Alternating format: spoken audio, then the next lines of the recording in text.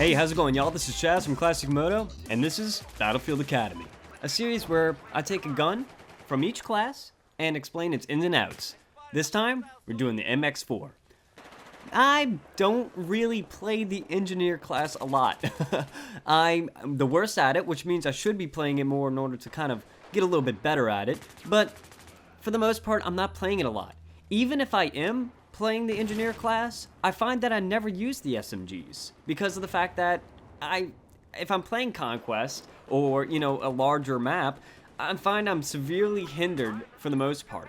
Or if I'm not, I have to make sure I'm in these close quarter situations if I'm using the PDWs or anything like that, But when playing game types like Domination and Team Deathmatch, I find that these are ridiculously good if you have somebody to help give you ammo.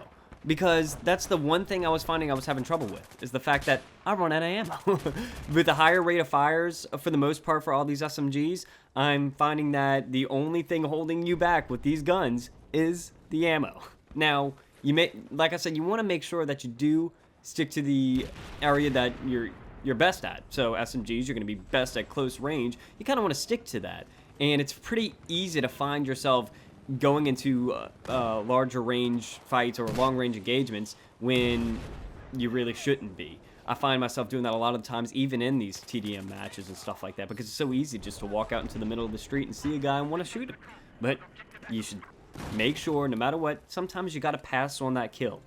But let's get right into it. The fact that this PDW, I find it's very average for the most part. It's a reliable SMG because it's consistent. That's probably the word I'm going to be using a lot today, is the fact that it's consistent. The damage model is fairly average. It's got a 25 maximum damage and a 12.1 minimum damage.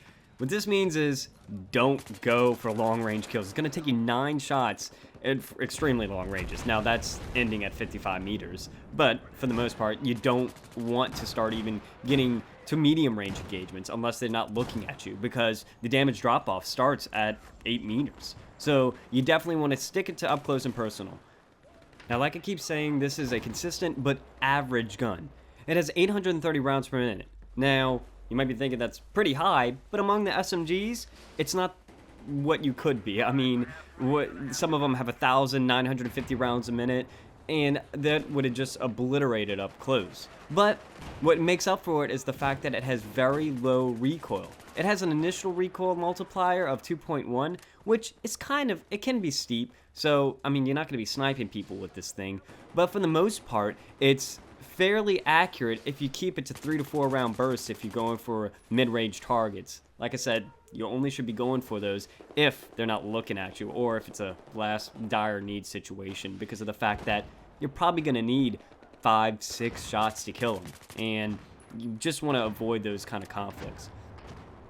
The setup I like to use with this gun is the same setup I like to use for all of my SMGs for the most part. I like a very clear 1x multiplier scope, reticle on my gun. So I like the Coyote. The Coyote is very open and clear, and I've said it before that, sometimes you lose your reticle with the Coyote sight. You lose the red dot in the middle of it, and that's why I like the Cobra on some guns, but that's only for long-range engagements. This one's very open and very clear, and that's what you kind of need. But the reticle doesn't really matter with this gun. For the most part, you're going to want to be hip firing. The 830 rounds per minute is great for hip fire because, I mean, you'll see me in this video. I barely go ADS, or I never aim down sight. For the most part, I'm only aiming down sight if it's a mid-range engagement. And like I said, for those mid-range, you want to make sure you're doing 3-4 round bursts max. Even if you want a bullet hose, the deviation, your bullets are just going to fly everywhere. And it's bad news bears for you if you start doing that, because they're going to turn around and just obliterate you. But the next thing I had trouble with is the fact that this gun only has 31 rounds in the magazine. Well, 30 rounds in the magazine. I found myself, I mean, I'm a consistent reloader. Like, my finger, right when I get a kill, has to do the reload animation. It's a bad habit, and I need to get out of it. But a lot of people have this. for this gun, you kind of need it. With 830 rounds per minute, 31 in the 30 in the mag and 1 in the chamber, usually dies or depletes fairly quickly.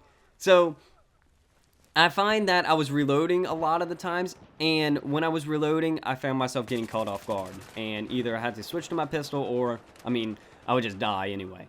The reload isn't that forgiving either. With a 2.5 second reload if there's a bullet still in the weapon, and 3.5 second, almost a 3.4 really. It's almost a full second more without any ammo. So, I mean, you better find some cover if you lose all the rounds, which happens fairly often.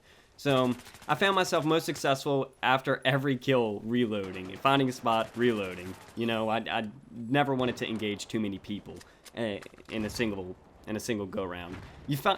Actually, you see in the background right here, I've been running so much out of ammo, and I was trying to get support players to help feed me ammo. I mean, it's free points. But for the most part, I had to kill that live tree over there coming back to life. And I'd have to kill support players and get my own supply back. And then I just get that gift right there. But I was finding most success with, you know, staying up close, make sure only keeping myself to 1 to 2 people maximum. And you see, you can pick people off at a distance. You just gotta make sure you're microbursting. Next attachment I have is a suppressor. Now, the suppressor, I think, is a necessity for this weapon. You're not going to be penalized for the bullet velocity because you're not, well, you will be, but it's not going to affect you because you're only staying in close quarters. For the most part, you're not going to be taking those medium and long range engagement shots. So, put the suppressor on, stay off the minimap. Like I said, SMGs are very good for domination and TDM. So, with those two game types, staying off the minimap is very important because of the fact that, I mean, there's only one objective really, and that's to kill other people. I mean, yeah, you could say that in other game types, but if you cap flags in Conquest and stuff like that, you're going to win no matter if you're slaughtering a million people. Well, I mean, you can, but that's a whole different topic. Anyway, getting back to the point, you want to stay off the minimap, especially with these two types of, these two game modes. And the suppressors on this gun is perfect for it.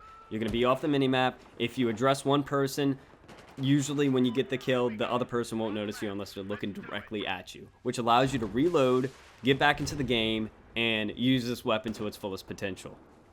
Lastly, I use the Ergo Grip because it's going to help with your hip fire. It's going to help while moving, while ADS. It's basically your go-to attachment for you being on the move.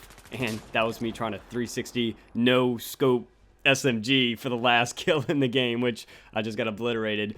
But I went on a really nice tear because of the fact that I stuck to close quarter engagements, stayed off the minimap, and used this weapon to its fullest potential, which is domination and TDM matches. Well, thanks again, guys. Hope y'all enjoyed. Can't wait till the next episode, and as always, stay classy.